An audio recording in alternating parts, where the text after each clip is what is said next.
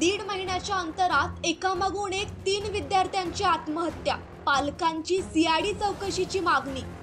जळगाव शहरातील 3 मित्रांनी दीड महिन्याच्या अंतरात एकामागून एक आत्महत्या केल्या। 17 वर्षाच्या विद्यार्थ्यांच्या पाठोपाठ झालेल्या आत्महत्यांनी शिक्षण क्षेत्रासह पालकांच्या चिंतेत भर टाकली आहे। जाताच कंटाळून जळगावातील 2 मित्रांसह अन्य एका मुलाने आत्महत्येसारखा टोकाचा निर्णय घेतला। त्यामुळे संबंधितांवर गुन्हे दाखल करून त्यांच्या कुटुंबियांना न्याय मिळवून द्यावा, तसेच घटनेची सीआयडी चौकशी करून न्याय देण्याची मागणी पालकांनी जळगाव उपविभागीय पोलीस अधिकारी संदीप गावित यांना निवेदनाद्वारे केली आहे।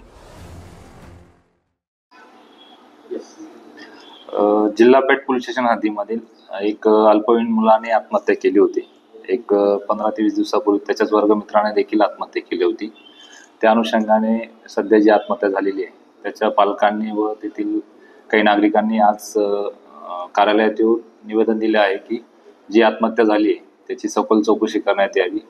याच्यामध्ये काही विशिष्ट अँगल आहे का आत्महत्या करण्यामागे, कारण की दोघेही वर्गमित्र होते, त्याच्यामुळे दोघेही विद्यार्थ्यांनी विशिष्ट कालावधीनंतर आत्महत्या केलेल्या आहे।